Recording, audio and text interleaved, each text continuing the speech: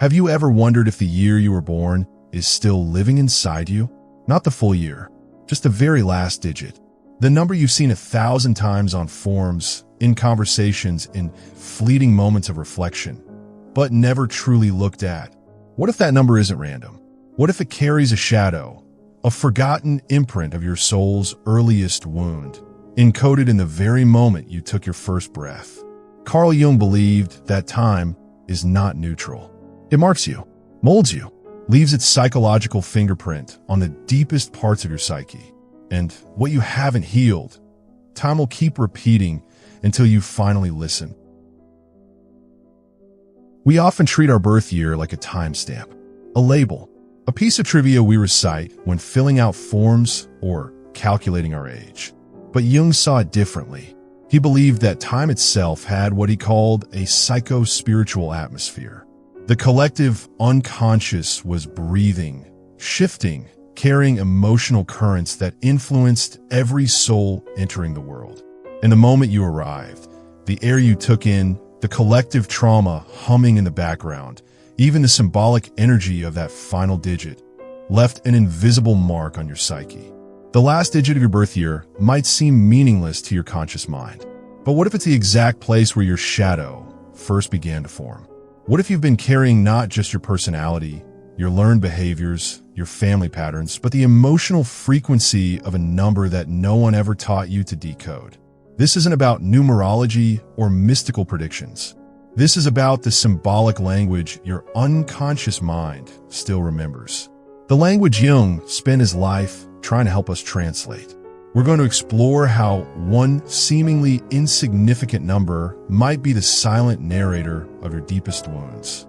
Not to box you in or define your limits, but to help you finally see where certain patterns of pain first took root.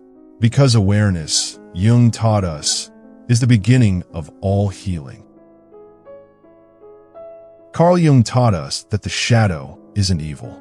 It's not the bad part of you that needs to be destroyed or overcome. The shadow is simply what's unaccepted. The parts of your authentic self that had to hide, adapt, or go underground to survive in the world you were born into. Now imagine this. Your soul arrived into existence already breathing in a particular energy, a tone, a psychic rhythm that was humming through the collective unconscious at that precise moment in time. And that rhythm stayed with you, like a low-frequency song that no one else can hear, but you've been unconsciously dancing to it your entire life. Because symbols, as Jung discovered, are not mere poetic flourishes or intellectual concepts. They are living forces in the psyche, actively shaping how we carry pain, express love, and store memory, usually without our conscious awareness. Pause here. Can you feel something stirring as you consider this? That's your psyche recognizing a truth it's always known. Let's decode that rhythm now.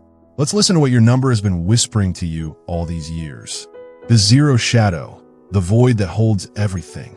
If your birth year ends in 0, you may carry the shadow of emotional disappearance. You were born into the void, into pure potential, but also into a strange kind of invisibility. The 0 represents completion and emptiness simultaneously, and this paradox lives in your bones. You learned early that your value came from holding space for others while somehow managing to be forgotten yourself. You became skilled at being the calm center, the one who doesn't need attention, the one who can handle anything without making a fuss. But here's your wound. You've confused peace with erasure.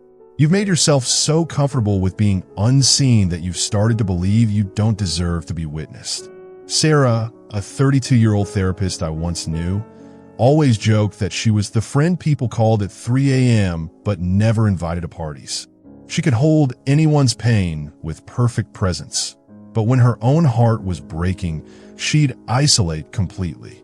"I don't want to be a burden," she'd say, not realizing that she'd learned to equate her needs with disappearance. Your shadow whispers, love comes to those who don't ask for it. The one shadow, the loneliness of leadership.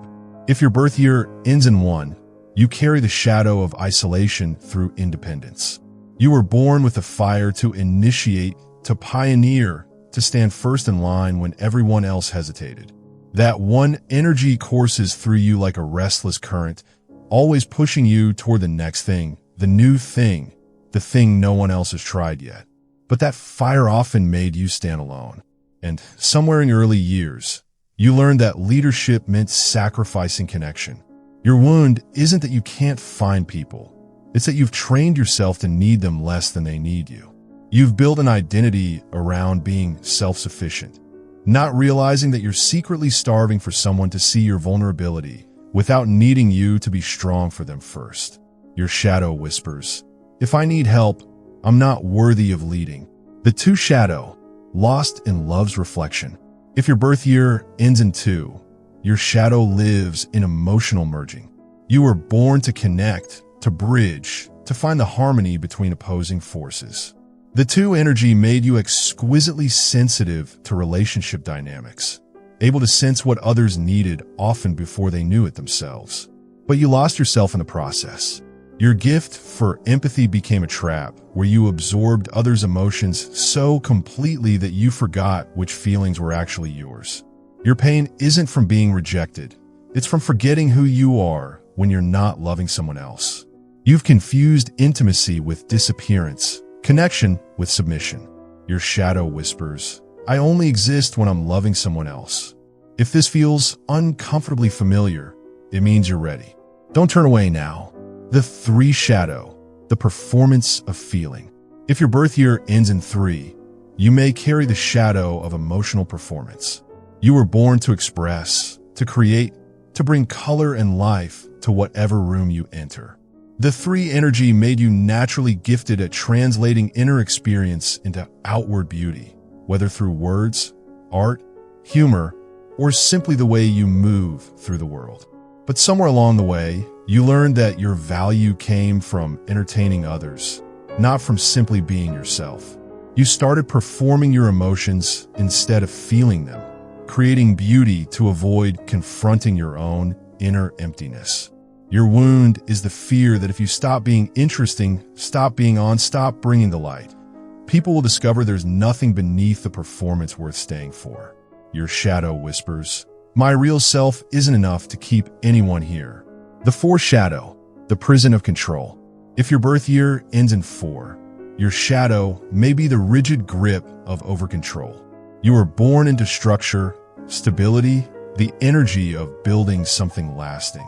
The 4 gives you an almost supernatural ability to create order from chaos, to be the one others lean on when everything else is falling apart.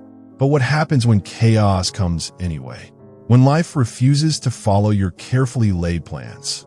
You freeze, you tighten, you grip harder, not realizing that your need for control has become the very thing that's slowly suffocating your spirit. Your wound is the terror that if you let go, even for a moment, everything you've built will crumble, and everyone will finally see that you don't actually know what you're doing.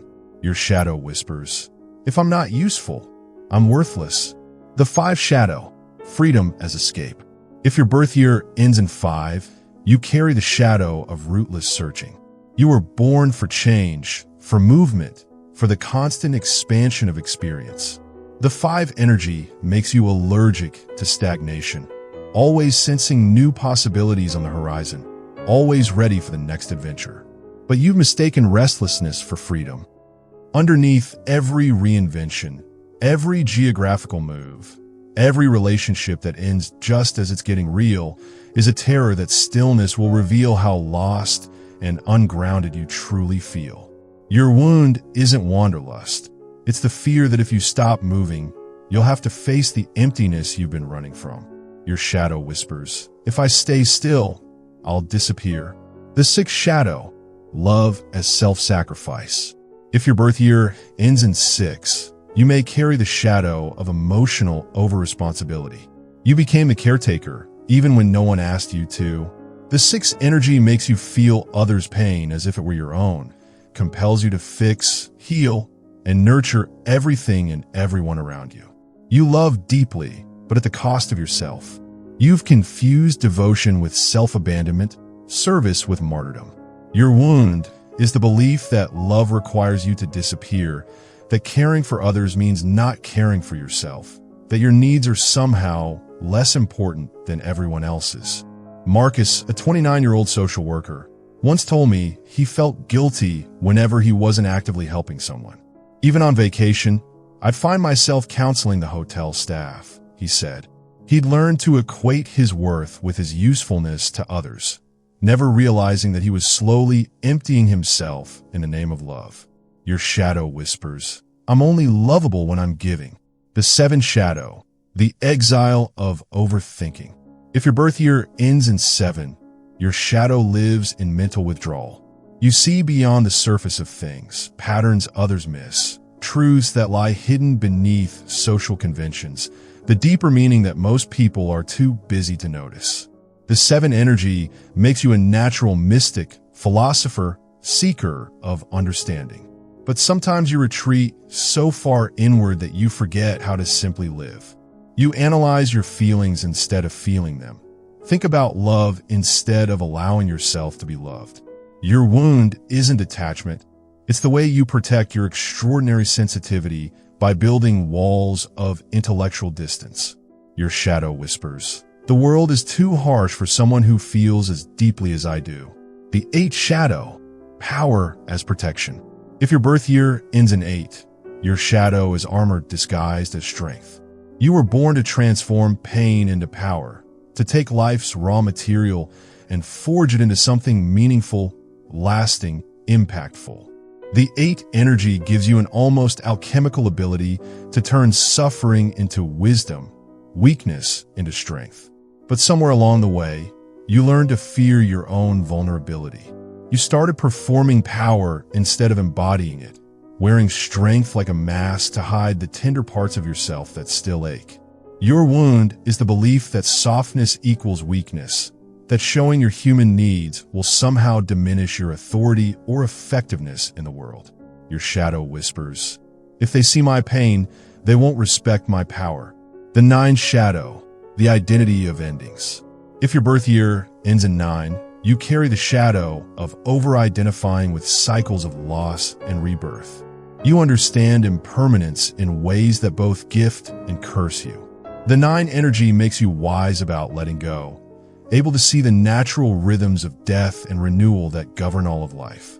But you often stay too long in the dissolution phase. You let go of everything, relationships, dreams, versions of yourself, except the grief itself. You've made your pain so much a part of your identity that you're afraid of who you'd be without it. Your wound is the way you confuse wisdom about endings with an addiction to loss, the way you sometimes choose suffering because it feels more familiar than joy. Your shadow whispers, "My pain is the only thing that makes me interesting." You've carried this long enough. Let yourself be still for once. This isn't a game of cosmic destiny or predetermined fate. This is an invitation to witness what has been shaping you in silence, the invisible architecture of your psyche that was built in those first moments of your existence. The number isn't magic. It's memory. It's the first symbolic echo your soul encountered, landing in a world already in motion, already carrying its own patterns of pain and healing, its own collective shadows and dreams. And Jung would tell you this: if you don't become conscious of what's unconscious in you, it will quietly run your life, and you will call it fate, personality, just the way things are, just the way you are. But here's the profound shift that happens when you truly see your pattern. Suddenly, what felt like unchangeable reality becomes recognizable as choice. What felt like just the way I am reveals itself as the way I learned to be in order to survive. So sit with this for a moment. Let it penetrate deeper than your analytical mind. Ask yourself these questions, not to solve them immediately, but to let them work on you. Has my entire adult life been an endless repetition of a single lesson, tied to a shadow I never learned to name? Have I been chasing love, seeking safety, pursuing power, avoiding intimacy, choosing chaos, maintaining control, just to cover what that one digit has been whispering to me since the day I was born? Look at your relationships. Really look at them.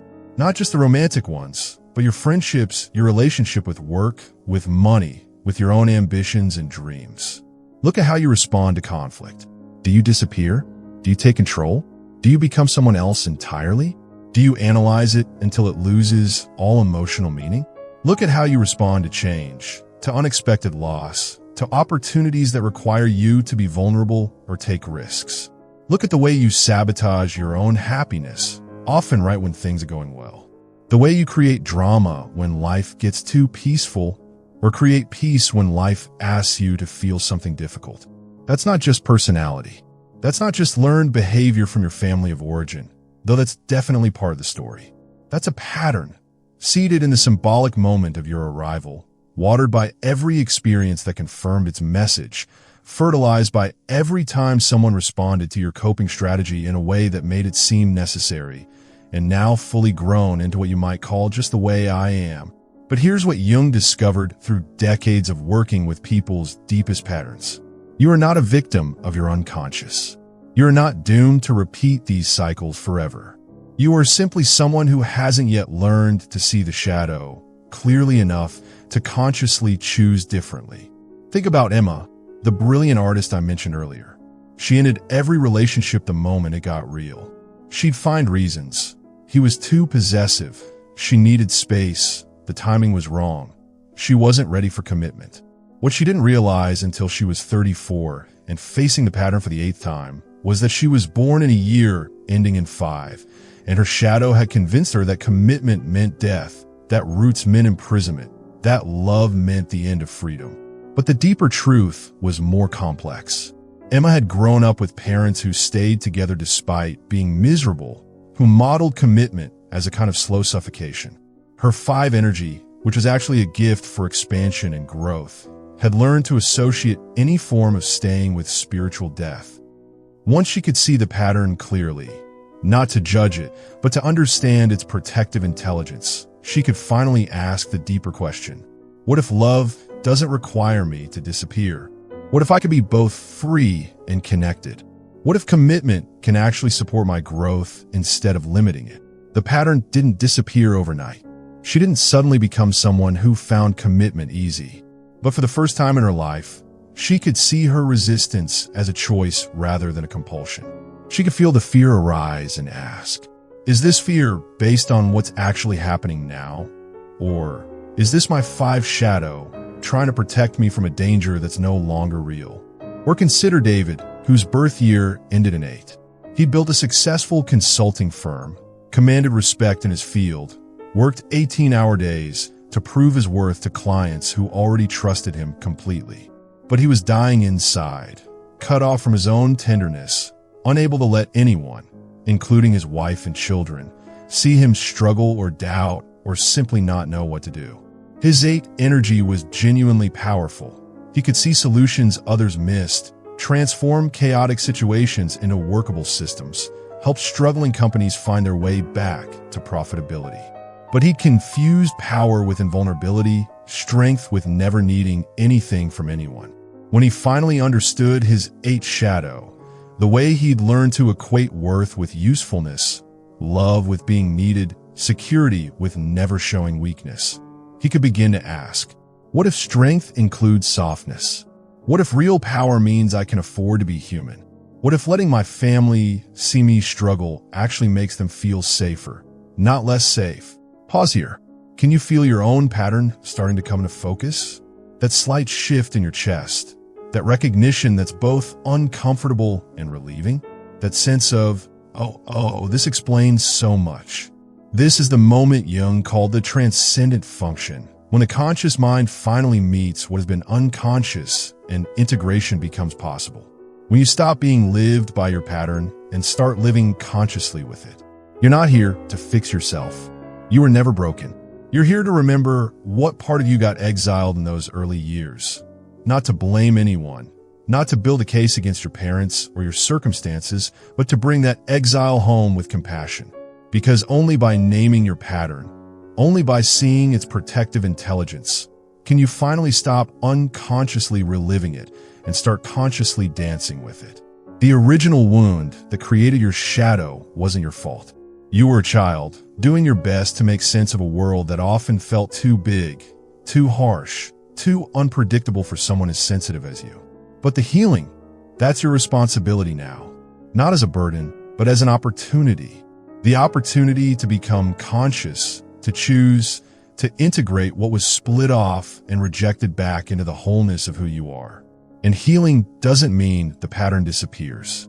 It means you develop enough consciousness around it that you can choose when to engage it and when to choose something different. You can honor its wisdom while not being controlled by its fears. Your shadow isn't your enemy. It's the guardian of your deepest gifts, the protector of your most sensitive parts. It just got confused about what you needed protecting from, and it's been using strategies that worked when you were 7 but aren't serving you anymore.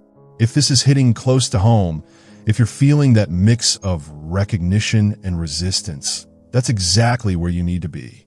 This discomfort is not a signal to turn away. It's your psyche saying, yes, finally, someone is speaking my language. Now that you can see the shape of your pattern, the question becomes, how do you live with this awareness? Jung called this process individuation, not becoming someone different, but becoming more fully who you actually are, shadow and light integrated into a conscious whole. Think about how you've been moving through life up until this moment. How you've responded to love, to conflict, to opportunities, to loss. That's not just personality. That's not just the way you were raised, though family patterns definitely played their part. That's your shadow running the show from the unconscious basement of your psyche, making decisions you thought were conscious choices. But growth isn't about escaping your pattern. It's about returning to the source of the pattern with adult consciousness, mature compassion, and the capacity to choose differently. It's about going back to that moment when your soul first learned to protect itself and saying, I see you, I understand why you did what you did, and now we have other options. Maybe you spent your entire adult life trying to fix something that was never actually broken. Maybe you've been trying to become someone else instead of learning to love who you already are. Because here's what Jung understood. The goal isn't to eliminate your shadow. The goal is to develop a conscious relationship with it. If you're a 0, you don't stop being someone who can hold space for others. You learn that holding space includes holding space for yourself. If you're a 1, you don't stop being a natural leader. You learn that true leadership sometimes means letting others see your humanity. If you're a 2, you don't stop being empathetic. You learn to feel your own feelings as clearly as you feel everyone else's. If you're a 3, you don't stop being creative and expressive. You learn that your authentic self is more interesting than any performance could ever be. If you're a 4, you don't stop being someone others can count on. You learn that real stability includes flexibility, that real strength includes the capacity to bend. If you're a 5, you don't stop loving freedom and change. You learn that you can be both rooted and free, that commitment doesn't have to mean prison. If you're a 6, you don't stop caring deeply about others. You learn that loving others includes loving yourself, that service doesn't require self-sacrifice. If you're a 7, you don't stop seeking deeper understanding. You learn that wisdom includes the wisdom of the heart, not just the mind. If you're an 8, you don't stop being powerful or effective. You learn that vulnerability is not the opposite of strength. It's strength's deepest expression. If you're a 9, you don't stop understanding life cycles and transitions. You learn that endings are only half the story, that you're allowed to rest in the beginnings too. This is shadow work. Not destroying the parts of yourself that protected you, but updating their strategies for a life where you no longer need to be protected in the same way. Take a breath here. You've been carrying this pattern for a long time. It's okay to feel a little tender as you consider what it might be like to set it down. Your birth year digit isn't your destiny. It's your starting point. The first note in a song you've been composing your entire life. And now, finally, you get to consciously choose what the next verse will sound like. You are not your birth year. You are not your trauma. You are not even your shadow. But you're responsible for what you do with the gifts and wounds they gave you. Your soul came into this world with a particular shape. Not to be trapped by that shape, but to learn how to unfold it into something beautiful, something uniquely yours. And now, as you consider the last digit of your birth year, not as a definition, but as a map, not as a limitation, but as a starting point, you finally understand something crucial. This was never about fate. This was always about choice. The pattern that formed in those early years, the shadow that developed to protect your most sensitive parts, the coping strategies that became so automatic you forgot you were using them. All of it was your psyche's brilliant attempt to keep you safe in a world that felt too big, too harsh, too unpredictable for someone as tender as you. But you're not that small anymore. You're not that helpless. You have resources now that you didn't have then. Consciousness, choice, the capacity to hold paradox, the ability to love your own complexity. Carl Jung spent his life teaching us that consciousness is the greatest gift human beings possess. Not the consciousness that judges and divides and tries to fix everything, but the consciousness that can hold all of our contradictions with compassion. You can be strong and soft, powerful and vulnerable, independent and connected. You can love others and love yourself. You can honor your need for security and your need for growth. You can acknowledge your shadow without being ruled by it. This is the moment to sit quietly with yourself and ask, what part of me has been waiting for my attention since the day I was born? What aspect of my soul got frozen in that early fear? And how can I speak to it now with the voice of someone who has learned to hold their own pain with tenderness? Here's a practice Jung might have appreciated. Take the last digit of your birth year and place it in your palm. Literally, trace the shape of that number with your finger. And as you do, say something like this. You are the first note of my soul's song. You carry the frequency I was born into, the energy I've been dancing to without knowing it. I see you now. I understand why you taught me to protect myself the way you did. And I'm grateful for the ways you kept me safe when I didn't know how to keep myself safe. But I'm grown now. I have other options. I can choose when to engage your wisdom and when to choose something different. You don't have to carry the whole load anymore. You don't have to be my only strategy for navigating love, conflict, change, and loss. You can rest now. You can trust that I'm capable of holding both your gifts and your fears with conscious awareness. Thank you for being my first teacher. Now, let's learn some new songs together, because this is what Jung discovered. We don't heal by rejecting our shadows. We heal by bringing them into conscious relationship with the rest of who we are. We don't become enlightened by imagining ourselves filled with light. We become whole by making friends with our darkness, by learning to love the parts of ourselves we once thought were unlovable. Your birth year digit was never about who you were supposed to be. It was always about helping you understand where you came from so you could consciously choose where you're going. And now you know. Now you can see the pattern clearly enough to dance with it instead of being danced by it. The number that marked your arrival into this world is not your master. It's your teacher. And the lesson it came to teach you is simple. You are vast enough to hold all of your contradictions, complex enough to be both human and divine, strong enough to love your own shadows back into the light. So take that number, hold it gently, and remember, you've always been free to change the rhythm. You've always been allowed to choose the light, even if you were born in shadow, because shadows, as Jung taught us, only exist in relationship to light. And you, in all your beautiful complexity, are both. If this video helped you see something about yourself you'd never noticed before, let me know in the comments.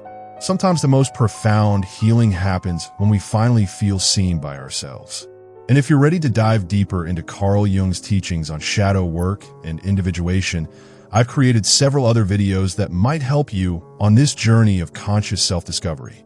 Until next time, be gentle with yourself. You're doing sacred work.